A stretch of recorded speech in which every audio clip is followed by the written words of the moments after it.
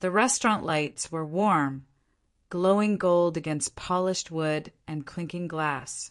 My 18th birthday dinner. We looked like the perfect family, well-groomed, well-posed.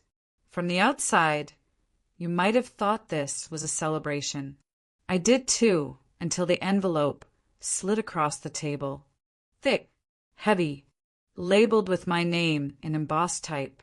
I thought it was a scholarship, maybe a letter of recommendation. I even smiled. Then I opened it. $387,214.16.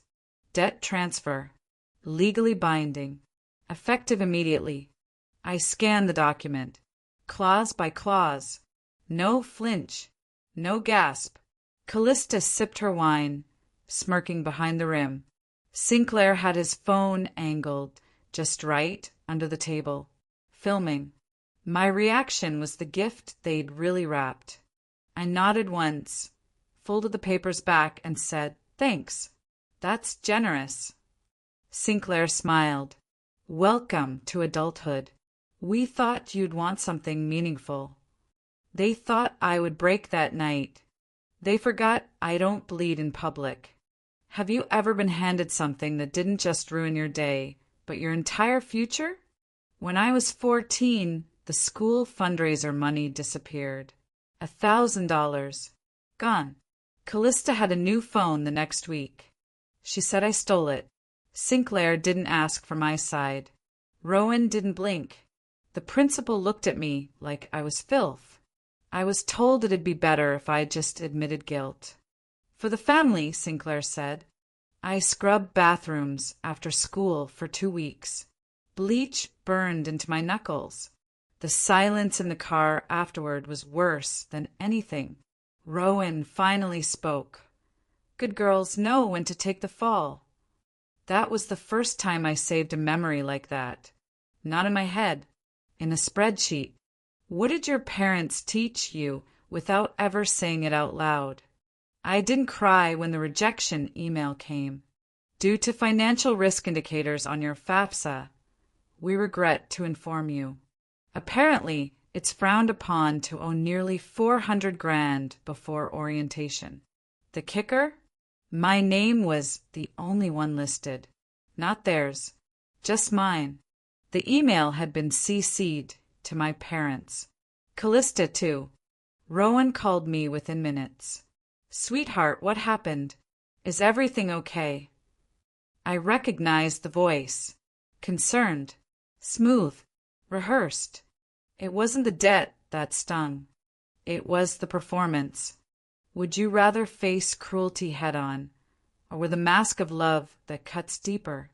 3 weeks later, I was restocking cold brew at my part-time coffee shop job when it happened. Marlowe, hail! The whole cafe stopped breathing. Arden Price, slim briefcase, navy tie, voice like a buzzer.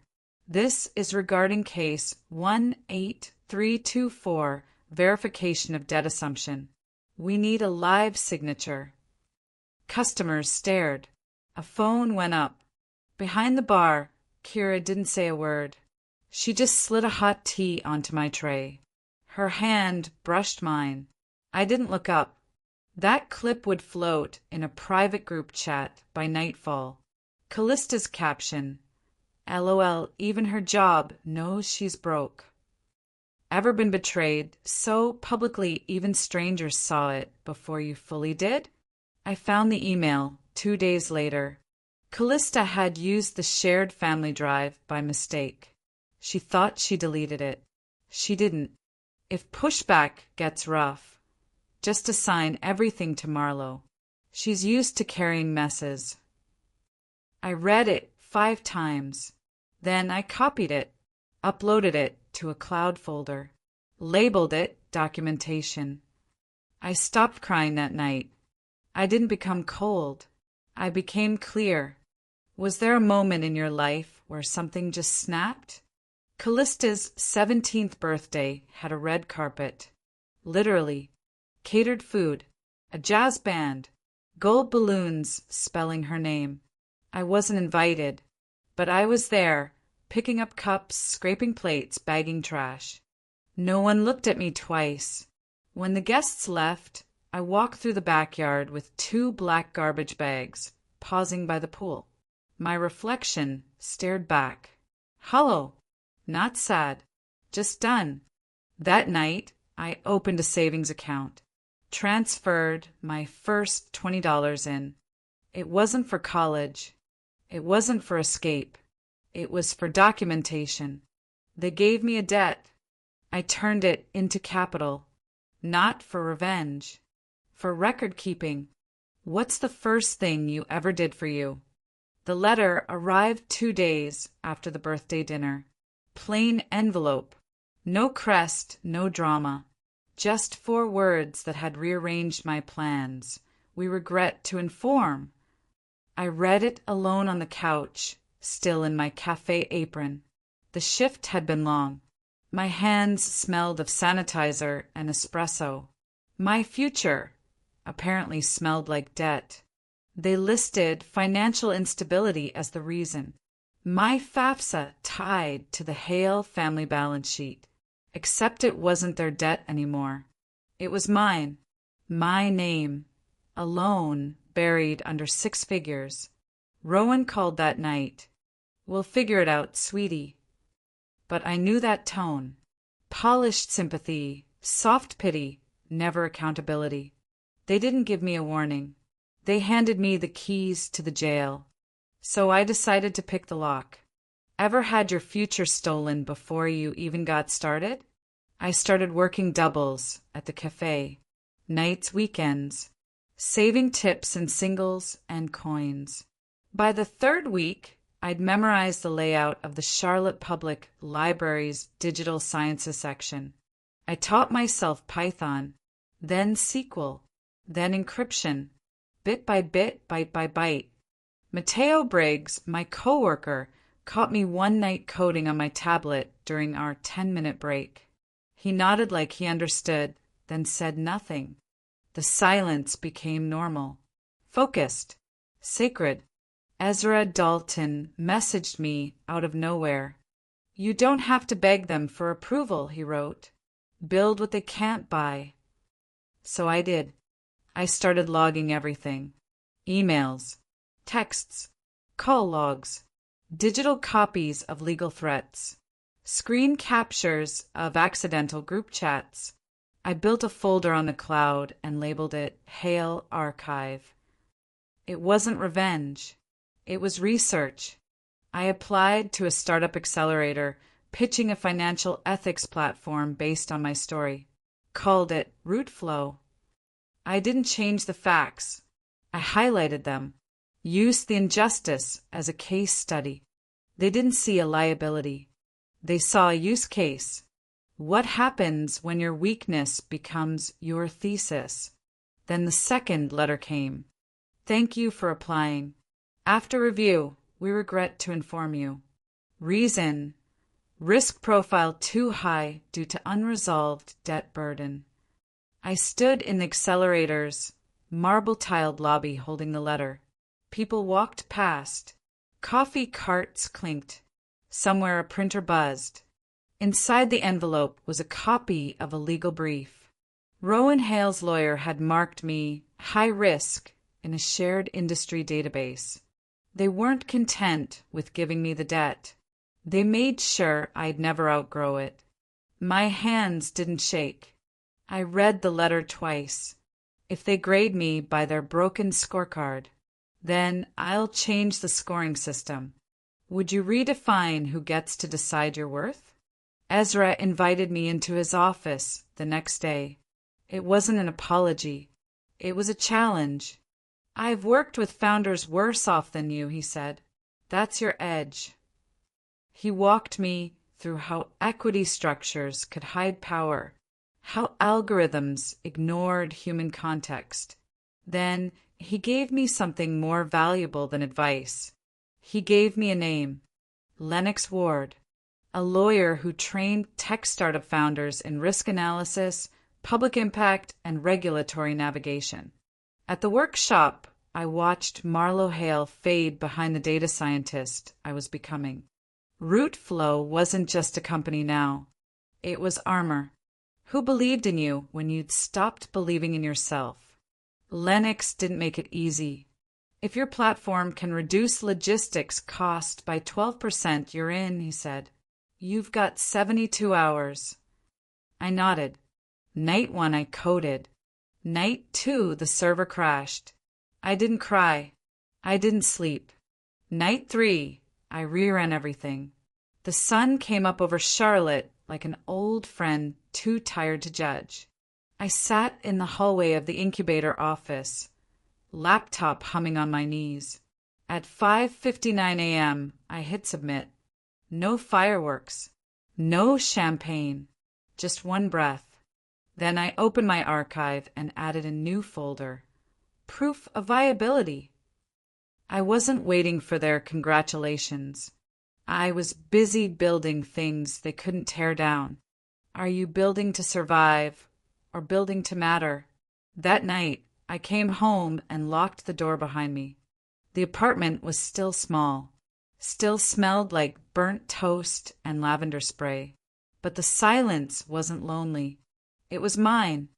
The guard at the gate nodded as I passed. I didn't wave back. I didn't need to. On my tablet, I logged into the Hale archive, uploaded the simulation results, categorized the documentation. The voicemail came an hour later. Rowan's voice, clipped and sweet. Can we talk tonight? I didn't listen to the rest. Delete. They'd given me a debt. I'd turned it into data. I still showed up for myself. The board meeting starts tomorrow. The spotlight hits. And someone I used to call family, will speak my name. If given one shot at leverage, would you take it or wait for them to offer? The ballroom smelled like polished ambition and chilled champagne.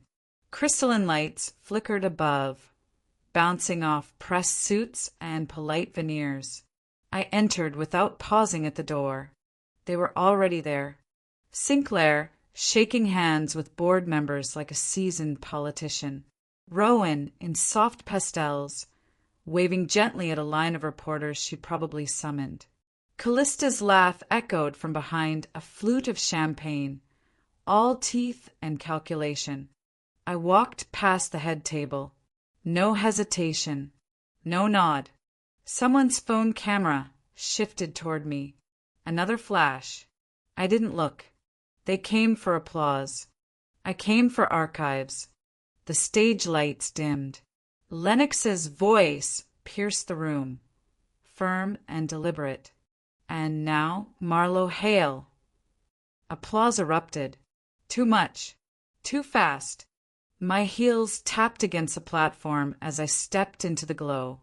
My heart didn't race, it glitched. They wanted a moment. I brought a memory.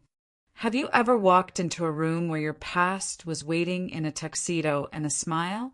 The reveal began like every other launch. Polished deck, crisp animations, practice lines. Root Flow, our platform, centered around equitable data protocols. I detailed case studies, showed projections, explained the architecture. Then came Slide 17, a scanned PDF. Hale Family Debt Transfer, Marlo Hale. Dated, the morning of my 18th birthday. The room didn't fall silent, it inhaled. Callista's smile evaporated. Sinclair's neck twitched. Rowan's champagne glass tipped slightly in her grip. The board began to murmur. I didn't flinch. You gave me a debt, I said, slow and clear. I turned it into capital, but I preserved the original for this moment. Spotlight shifted, not by lighting, but by intent. It fell on Sinclair. Every camera now recorded the discomfort he'd crafted. Lennox didn't move. He just gave a single nod. The slide held, long enough for eyes to scan, to read, to remember. When they built your cage, did they know you'd keep the blueprint? After the event, The foyer buzzed with diluted outrage and feigned small talk. I waited until most guests trickled out before walking toward the family.